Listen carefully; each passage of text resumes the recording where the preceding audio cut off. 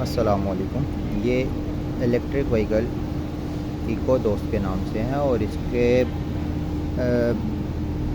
Rare tyre के puncture के हवाले से बहुत सारे सवाल आए हैं कि इसका रेयर टायर में पंचर कैसे लगेगा। तो इसके ऊपर मैं एक छोटी सी वीडियो बना रहा हूँ इसके टायर खोलने की और इसके कनेक्शन वगैरह निकालने के ऊपर। तो सबसे पहले हमें इसके अंदर दो 22 mm के नट लगे हुए होते हैं, इसको खोलना होगा। और इसके नीचे एक ब्रैकेट लगा हुआ है, इस ब्रैकेट के साथ एक 10 नंबर का भी बोर्ड लगा हुआ है, तो हमें इसे भी खोलना होगा। तो अभी हम इसे खोलते हैं।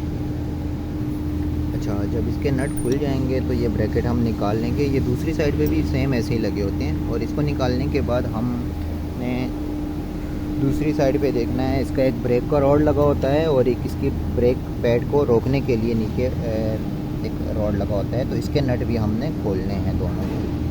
अच्छा, अब इसके खुलने के बाद अब ये हमारी मोटर बिल्कुल आज़ाद हो गई है। अब हम इसको भी ये निकाल देंगे तो मोटर हमारी बिल्कुल आज़ाद हो गई है। अब ये मोटर हमारी बाहर आ सकती है, ठीक है। और इसको अभी हम बाहर लाने से पहले इसकी वायर को देखेंगे। ये वायर इसकी जो है नीचे की तरफ होती है, इसकी जो मोटर से वायर निकल रही है ये हमेशा नीचे की तरफ आएगी। इसको फिट करते हुए ये ख्याल रखना कि ये नीचे ही हो।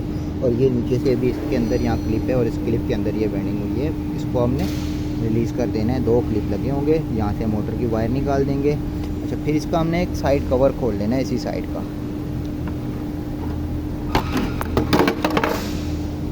इसके साइड कवर खोलने के बाद इसमें अभी यहाँ पर ये मोटर की वायर बैंड हुई है। अब इसको हम अपने क्लिप से निकाल लेंगे और इसके बाद हमारे पास इसकी लेंथ बढ़ जाएगी।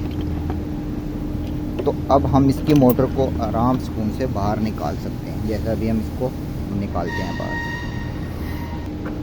ये देखें ये मोटर हमारी अभी बाहर आ गई है। और अभी हम इसको अपने पास एक टायर वगैरह रख लेते हैं, तो इसको भी हम यहाँ उसके ऊपर रख लेंगे।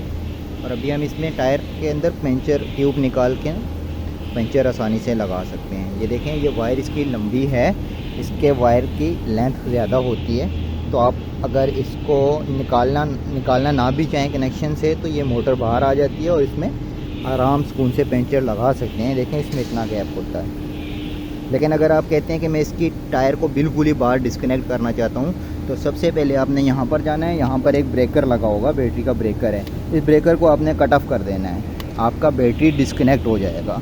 और फिर आपने इसकी दूसरी साइड पर जाना है। यहाँ पर एक इसका जंक्शन बॉक्स लगा होता है जिसके अंदर मोटर की और बैटरी की वायर्स लगी हुई हैं। तो इसमें से आपने मोटर की वायर को डिस्कनेक्ट कर देना है। ये देखें यहाँ से मोटर की वायर आ रही हैं 3 और इसके साथ एक कनेक्टर लगा हुआ होगा 6 पिन कनेक्टर, वो ये है। तो आपने इसको निकाल देना है।